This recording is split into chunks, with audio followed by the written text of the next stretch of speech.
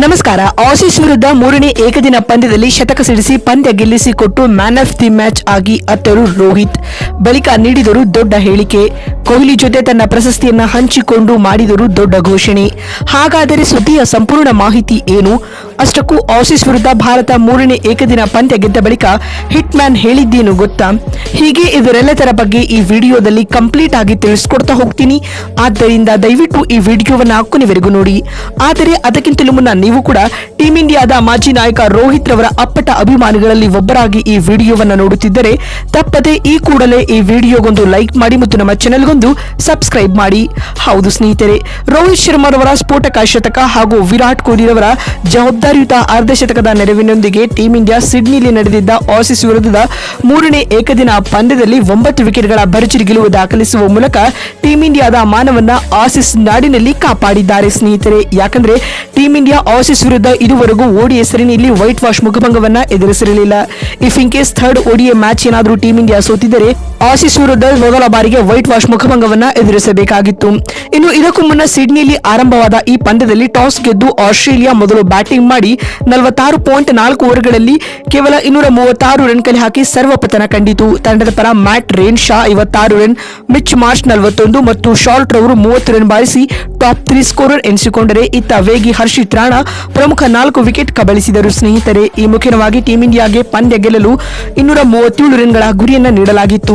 ಈ ಟಾರ್ಗೆಟ್ ಅನ್ನು ಚೇಸ್ ಮಾಡಿದಂತಹ ಟೀಂ ಇಂಡಿಯಾ ಉತ್ತಮ ಆರಂಭವನ್ನ ಪಡೆದುಕೊಂಡಿತು. ಮೊದಲ ವಿಕೆಟ್ಗೆ ರೋಹಿತ್ ಹಾಗೂ ಗಿಲ್ ರವರ ನಡುವೆ ಅರ್ಧಶತಕದ ಪಾರ್ಟ್ನರ್ಶಿಪ್ ಕಂಡು ಬಂದಿತ್ತು. ಇನ್ನು ದ್ವಿತೀಯ ವಿಕೆಟ್ಗೆ ಜೊತೆಯಾದ ರೋಹಿತ್ ಹಾಗೂ ಕೊಹ್ಲಿ ಇನ್ನಿಂಗ್ಸ್ ಜವಾಬ್ದಾರಿಯನ್ನ ವಹಿಸಿಕೊಂಡರು. ಒಂದ್ ಕಡೆ ರೋಹಿತ್ ಹೊಡಿಬಿಡಿ ಆಟವನ್ನು ಆಡುತ್ತಿದ್ದರೆ ಮತ್ತೊಂದು ಕಡೆ Virat Kohli slow and solid innings build ಮಾಡುತ್ತಾ ಸಾಗಿದರು. ಈ ಮಧ್ಯೆ ರೋಹಿತ್ ತಮ್ಮ ಏಕದಿನ ವೃತ್ತಿ ಬದುಕಿನ 33ನೇ ಸೆಂಚುರಿಯನ್ನ ಪೂರ್ಣಗೊಳಿಸಿಕೊಂಡರು. ಅಂತಿಮವಾಗಿ ಟೀಂ ಇಂಡಿಯಾ ನಿಗದಿತ ಟಾರ್ಗೆಟ್ ಅನ್ನ 38.3 ಓವರ್ಗಳಲ್ಲಿ ಕೇವಲ 1 ವಿಕೆಟ್ ಕಳೆದುಕೊಂಡು ಸುಲಭವಾಗಿ ಚೇಸ್ ಮಾಡಿತು. ಈ ಮುಖ್ಯವಾಗಿ ಭಾರತ ತಂಡ ಈ ಪಂದ್ಯವನ್ನ 9 ವಿಕೆಟ್ಗಳಿಂದ ಗೆದ್ದುಕೊಂಡಿತು. ಇನ್ನು ತಂಡದ ಪರ ರೋಹಿತ್ ಅಜೇಯ 121 ರನ್ ಮತ್ತು ಕೊಹ್ಲಿ ಅಜೇಯ 74 ರನ್ ಬಾರಿಸಿ ಅಜೇಯರಾಗಿ ಉಳಿದುಕೊಂಡರು. ಮತ್ತು ಇಂದಿನ ಪಂದ್ಯದಲ್ಲಿ ಸ್ಫೋಟಕ ಶತಕ ಬಾರಿಸಿದ ರೋಹಿತ್ ಶರ್ಮಾ ಪಂದ್ಯ ಪುರುಷೋತ್ತಮ ಅವಾರ್ಡ್ ಬಾಚಿಕೊಂಡರು. ಅದಲ್ಲದೆ ಸರಣಿ ಶ್ರೇಷ್ಠ ಪ್ರಶಸ್ತಿಗೂ ಕೂಡ ಭಾಜನರಾದರು. ಮತ್ತು ಪಂದ್ಯ ಮುಕ್ತಾಯದ ಬಳಿಕ ಮಾತನಾಡಿದ ರೋಹಿತ್ ಈ ರೀತಿಯಾಗಿ ತಿಳಿಸಿದ್ದ. ಮೊದಲನೆಯದಾಗಿ ನಾನು ಆಸ್ಟ್ರೇಲಿಯಾದ ಈ ಭಾರಿ ಜನತೆಗೆ ಧನ್ಯವಾದಗಳನ್ನು ತಿಳಿಸುತ್ತೇನೆ. ಬಹುಶಃ ಆಸೀಸ್ ನಾಡಿನಲ್ಲಿ ಇದು ನನ್ನ ಕೊನೆಯ ಪಂದ್ಯವಾಗಿರಬಹುದು. ಇದೇ ಕಾರಣದಿಂದಾಗಿ ನಾನು ನನ್ನ ಬೆಸ್ಟ್ ಆಟವನ್ನ ನೀಡಿದ್ದೇನೆ.